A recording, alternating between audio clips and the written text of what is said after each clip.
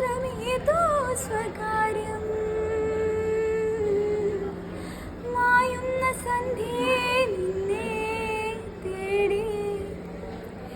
ഈറന്നിലാവിൻ പരാഗം ഇന്നിന്നും